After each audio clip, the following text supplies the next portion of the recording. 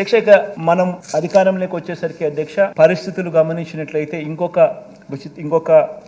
న్యాయమైన పరిస్థితిలో మనం ఎక్కడ అధికారంలోకి వచ్చినామంటే అధ్యక్ష రాష్ట్ర విభజన తర్వాత ఇప్పటికీ కూడా అధ్యక్ష మనం ఎదుర్కొంటున్న అనేక ఇబ్బందుల్లో అధ్యక్ష మనల్ని వెంటాడుతా ఉన్న రెవెన్యూ లోటును ఆ రెవెన్యూ లోటుకు మూలాలను కూడా ఒకసారి గమనించినట్లయితే అధ్యక్ష 60 ఏళ్లుగా అధ్యక్ష మనమంతా కూడా కలిసికట్టుగా ఉమ్మడి ఆస్తిగా నిర్మించుకున్న హైదరాబాద్ నగరం అధ్యక్ష it's an economic power house అధ్యక్ష. నేను మాటికి నేను విశాఖపట్నం అని ఎందుకు చెప్తాను అని అంటే ఎందుకు అంతగా దాని గురించి ప్రస్తావిస్తానంటే దానికి కారణం ఏంటి అధ్యక్ష, ప్రతి రాష్ట్రానికి ఒక ఎకనామిక్ పవర్ హౌస్ ఉండాలి.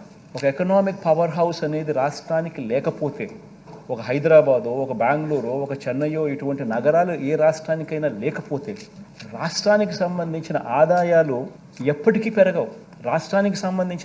ఎప్పటికీ కూడా పెరగవు. దానికి నిదర్శనమే అధ్యక్ష ఏ రకంగా మనం హైదరాబాద్ కోల్పోయి ఏ రకంగా మనం నష్టపోయినాము అని చూపించే డేటా అధ్యక్ష.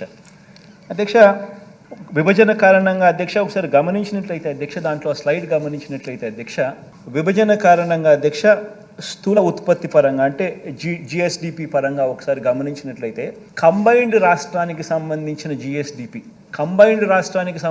జిఎస్డిపి 17,31,148 కోట్లు 2018-19లో ఉంటే 50% మనకు తెలంగాణకు ఇంకొక 50% కనిపిస్తూ ఉంది.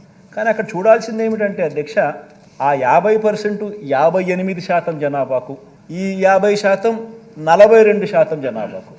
ఇది చాలా ఇంపార్టెంట్ అంశం అధ్యక్ష. ఎందుకంటే దీని ఇంపాక్ట్ ఏమిటి అని అంటే రాష్ట్రం ప్రతి సంవత్సరం 13,000 కోట్లు నష్టపోతుంది.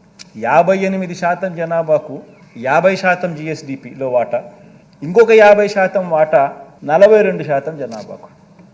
The impact of that is రాష్ట్రం 13,000 కోట్ల రూపాయలు నష్టపోతా ఉన్న పరిస్థితి ప్రతి సంవత్సరం. ఇంకా ఒక సైడ్ గమనించినట్టయితే అధ్యక్ష జనాభా చూస్తే మంది 5,14,00,000 2018-19లో, తెలంగాణలో 3,63,00,000. అది జనాభా పరంగా కనిపిస్తూ ఉంది. రాష్ట్ర విభజన వల్ల అధ్యక్ష తలసరి ఆదాయం తగ్గిపోయింది. అధ్యక్ష రాష్ట్ర విభజన వల్ల తెలంగాణలో 2,36,000 తలసరి ఆదాయంగా అక్కడ వాళ్ళకుంటే మన ఆదాయం 1,69,000 మాత్రమే ఉన్న పరిస్థితి మనకు కనిపిస్తూ ఉంది, మన తలసరి ఆదాయం.